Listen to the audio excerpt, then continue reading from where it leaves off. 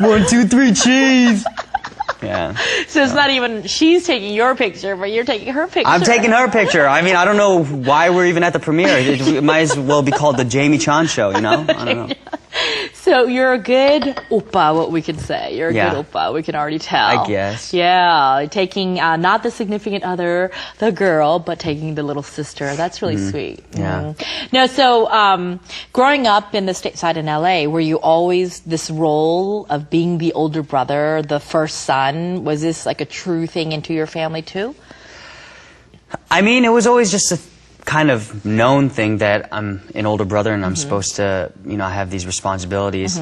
But I don't know. I think I definitely think that I didn't have any sort of expectations from my parents in terms of, you know, that kind of filial duty, you know. Right. But it's just an unsaid kind of thing that you fulfill for your family. Yeah. Well, that's exciting. Okay, so also right now we're talking about, because Breaking Dawn is already out. So tell me, how do you feel when these movies come out and you're in the movie? Now tell me what your feeling is. You know, now we're like at the 4th movie, and my role has gotten significantly smaller through the movies because it's not about really the humans, it's more about the love story, the triangle, like the love story and stuff. So it's just been a good ride, you know, and it's been a great, you know, segue to other things, and I have a bunch of other projects coming out now that I filmed, and I'm really excited about those too. I just did a movie with the writers of The Hangover. It's Through Relativity, and you know, it's their directorial debut, so I'm really excited about that. I'm like the main lead, you know, and it's my first lead in a studio film. Hangover 3, right? No. It's called 21 and Over. Okay. It's the guys who wrote the first Hangover. I see. And it's their directorial debut, and it's my debut as a lead in a studio film. In a lead actor role. That's incredible. I mean, I've done some leads in like indies and stuff, but people, you know, they don't care about that. You know what I mean? They just, So who all is in the movie besides yourself as the lead character? It's 3 guys. It's me, Miles Teller, who was just in Footloose. He's one of the leads in Footloose. I don't know if that's come to Korea yet, but it probably will. So he did the remake of Footloose. He's in the new Project X, which is the new Todd Phillips movie. And he did Rabbit Hole, which got nominated for a bunch of awards with Nicole Kidman and Aaron Eckhart.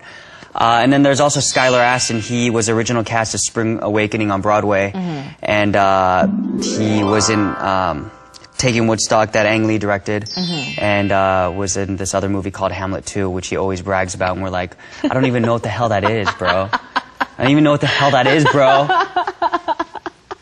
So, I mean, but you guys joke like this, you know, all the time, I'm sure, on the set, off the set, and things like this, you know. And sometimes it's hard for Koreans to follow the sarcasm and things like this as a joke. But, I mean, the more love you have for each other as friends and buddies, that's how the sarcasm comes off. Yeah, totally, yeah. It's hard to understand in Korea, but that's what I think it's definitely more in the male gender, definitely. Yeah, you give each other a hard time because you like each other, you know? It's, that's what you do.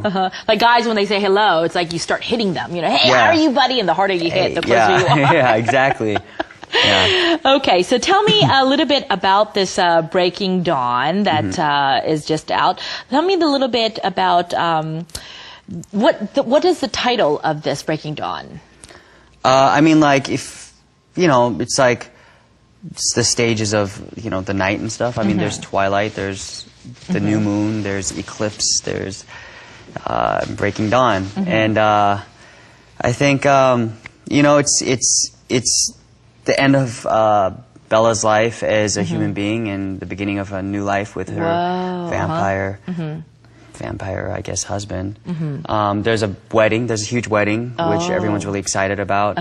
And, yeah, I mean, it's gonna be a great movie. Bill Condon directed it. He directed Dreamgirls. So he's big time. Wow. So it's exciting. Wow. So in each movie, there's a different director for every single one, huh? Yeah. So, the first one we had Catherine Hardwicke. Second one we had Chris Weitz. Third one we had David Slade. And now we have Bill Condon. And they're all of them are like amazing directors, which is why it's been so awesome being a part of this franchise because I got to work with 4 different amazing directors with just like one franchise. Yeah, that's incredible. That's incredible. Now, tell me a little bit about the Eric Yorkie role in the Twilight series and about your character. So my character his name is Eric Yorkie, like you just said. I'm being really redundant. And Yorkie is definitely not an Asian American last name. So it was meant for, it wasn't meant for an Asian American, but, they thought outside the box, and I really thank Summit for that, for taking a chance on me. But his character, he's like sort of overbearing, overzealous, is really trying hard to impress Bella, but that's more of the first movie, and then after that he's more kind of become Angela's boyfriend, and that's Bella's best friend that's a human. And I'm just her boyfriend, I'm just her boyfriend. But a fun one. A fun one. Yes, I'm fun. And so tell me a little bit about the difference of acting, because you've done some TV acting and acting for the big screen. Is there a difference? Yeah, I mean, actually, it's not really in terms of whether it's there are some differences, but it really depends on the genre and the show. So if you do like a CSI or Law and Order, a lot of times the stuff you're saying is to further the story. So it's like you're spewing a lot of information and stuff.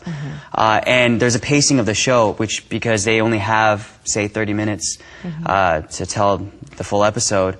A movie it spans 2 hours. There's more of a character arc. There's character development, and you can take your time. It's more natural.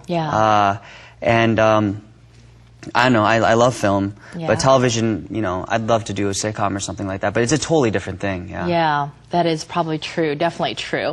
Now, tell me also, most of your roles definitely are geared towards more of a younger generation and younger role. Now, do you like this role, or would you like to do some different kind of roles? Well, I did do a movie called Crossing Over, maybe like 5 or 6 years ago with Harrison Ford. And that was a total rated hard R, like a rated R movie, like, and that was a totally different experience, and it was cool though. I was treated like an adult, and I was respected on set, and it was a good time. But I mean, I'm young, and I look. I mean, I look younger than I actually am, but be careful what you say.